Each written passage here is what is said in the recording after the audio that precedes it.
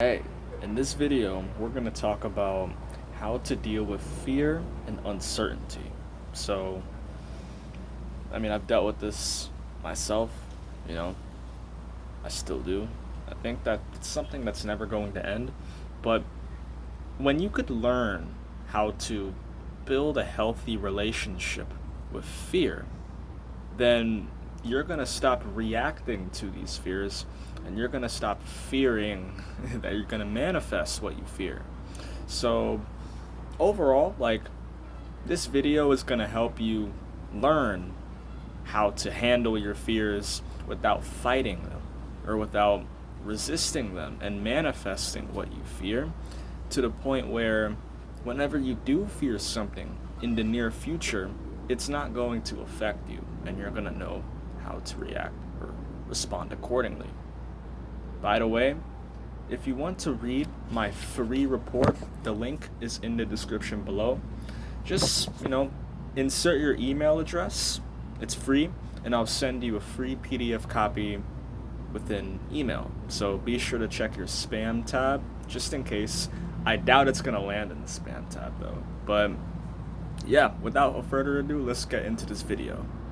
So, why is it that we're so concerned with fear? And we have this need to deal with it now and to deal with it instantly. And what really caught my attention was that we think that fear is bad because we will manifest what we fear.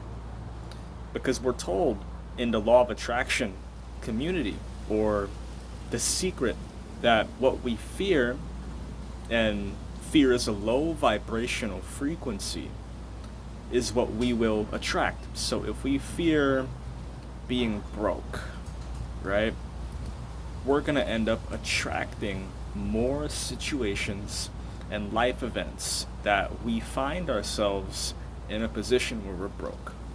Or if we fear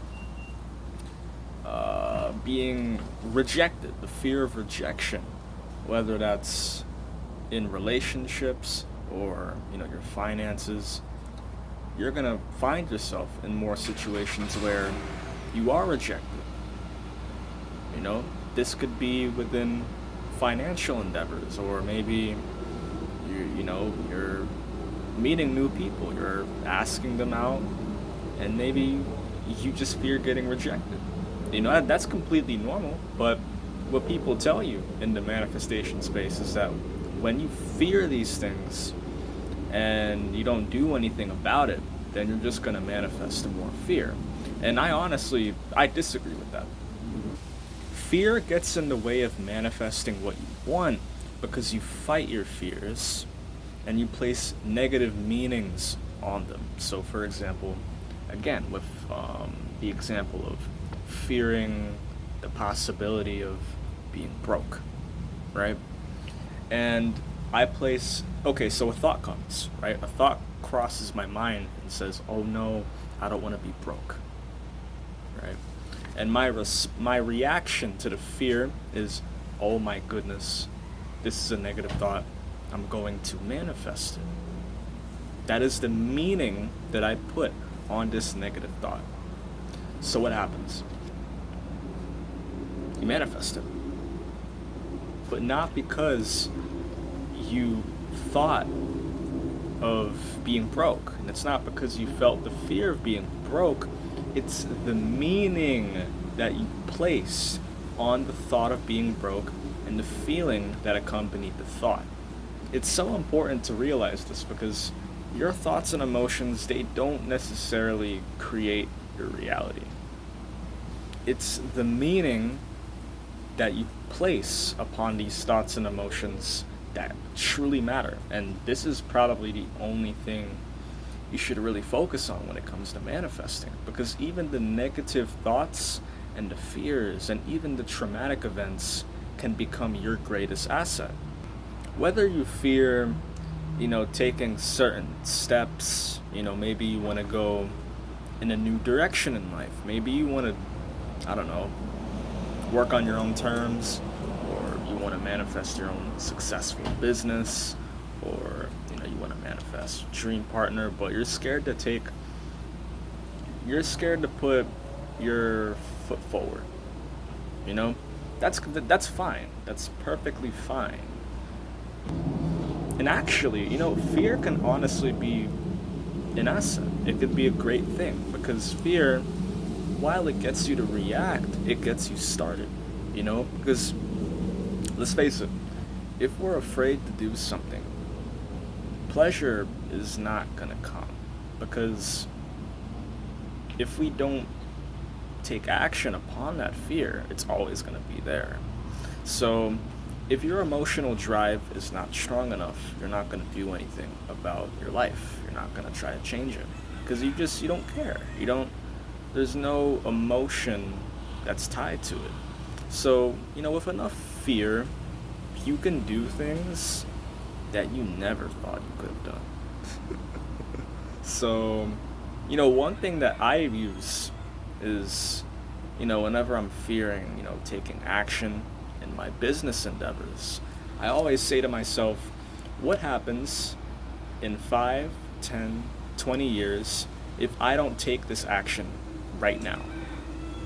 Where would I be in life? Really think about that. Like, if you're fearing taking action because of what you could potentially lose, then just put it into perspective. Reframe the fear. What happens if I don't do this? What happens if I don't do anything? Is me staying within my comfort zone going to change anything? Is this worth it? Ask yourself this, because it's not going to necessarily release the fear, but you're gonna put your focus towards actually getting started. And if you want to actually overcome your fears regarding, your relationships, finances, or anything else, you have to at least get started. You need to take actions to gradually face those fears, the fear of rejection, the fear of loss, the fear of failure. You have to get started. So use that phrase. What would happen in 20, 30, 40, 50, or even 60 years if you won't get started right now? What would your life look like? And this perspective shift is going to place your fear, it's going to place that emotion towards, okay, well, if I don't do anything, what would I have to represent all this time? I would have nothing to show for it. So even if I do fail, I need to get started now. Even if I fuck up, I have to at least get started. If I don't get started, I'm not gonna know if this was possible. If maybe I could have done this. You see what I'm saying? So that's gonna get you started.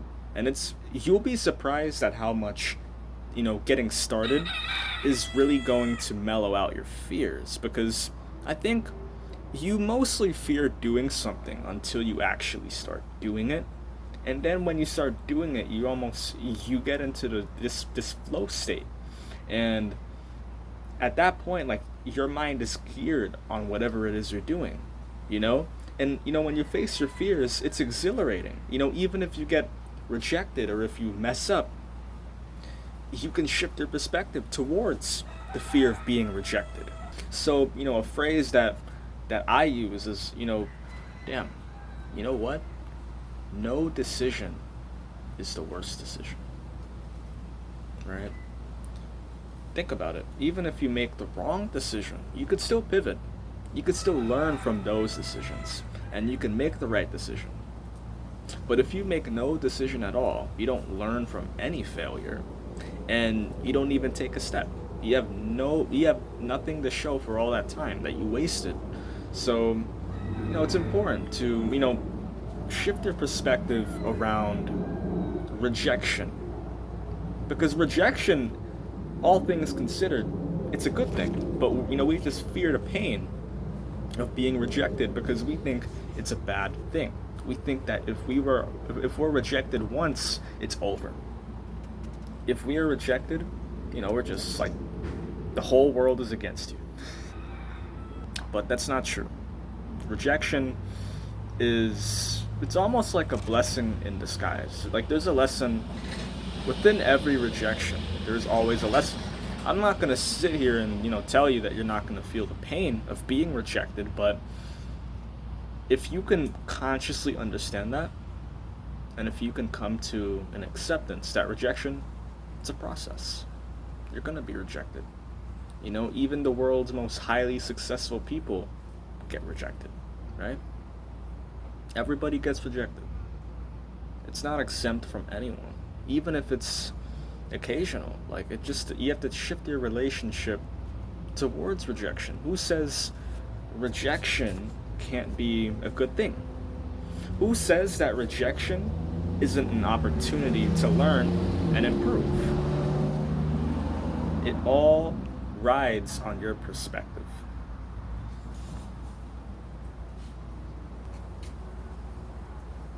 What's the point of fearing the rejection of somebody else if you didn't even give yourself the chance to take a step? There's no point. So you have to question, who is rejecting who? Is it somebody else or is it yourself? And remember, I think at the end of the day, you do need fear. You need a bit of fear to have a sense of urgency. Without fear, I honestly think, the world would go into chaos without fear, because, like, a healthy amount of fear, I believe, is a good thing. But, at the same time, there are definitely things that you can improve on when it comes to fear. Improve your relationship with fear. Actually cultivate a healthy relationship with fear.